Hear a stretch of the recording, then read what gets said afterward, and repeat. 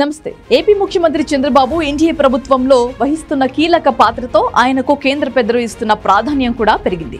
అందులో భాగంగా ముఖ్యమంత్రికి ఢిల్లీలో కేటాయించిన అధికారిక నివాసం మారింది. తాజాగా చంద్రబాబుకు 1 జన్పథ్ లో ఇంటిని కేటాయించారు. ఇకపై చంద్రబాబు ఎప్పుడు ఢిల్లీ పర్యటనకు వెళ్లినా ఆ 1 జన్పథ్ ఇంట్లోనే బస చేరున్నారు. చంద్రబాబు 2 రోజుల పర్యటనలో భాగంగా ఢిల్లీకి వెళ్లి హోంమంత్రి అమిత్ షాను కలిసిన సంగతి తెలిసిందే. కేంద్ర బడ్జెట్ దగ్గరికి వస్తున్నందున రాష్ట్ర ప్రయోజనాలను మరోసారి గుర్తు చేసేందుకు చంద్రబాబు ఢిల్లీకి వెళ్లారు. ఈ సందర్భంగానే ఆయన తనకు కేంద్రం కేటాయించిన కొత్త నివాసంలో అడుగు పెట్టారు. జన్పథ్ లో చంద్రబాబు ప్రవేశించినందున ప్రత్యేక పూజలు నిర్వహించారు. నిన్న తొలి ఏకాదశి సందర్భంగా నిర్వహించిన ఆ పూజల్లో కూడా చంద్రబాబు పాల్గొన్నారు. 2014లో చంద్రబాబు అధికారంలోకి వచ్చినప్పుడు ఈ నివాసాన్ని చంద్రబాబుకు కేంద్ర ప్రభుత్వం కేటాయించింది. కానీ అప్పట్లో చాలా కారణాలతో చంద్రబాబు ఈ ఇంట్లో ఉండేందుకు ఆసక్తి చూపించలేదు. 2019లో ముఖ్యమంత్రి అయిన జగన్ ఢిల్లీకి వచ్చిన సమయంలో ఈ అధికారిక నివాసంలోనే బస చేసేవారు. ఇప్పుడు చంద్రబాబు తిరిగి ఆ నివాసంలో బస చేసేందుకు అంగీకరించారు. పక్కనే 2 జన్పథ్ క్వార్టర్స్ లో మాజీ చీఫ్ జస్టిస్ ఎన్వి రమణ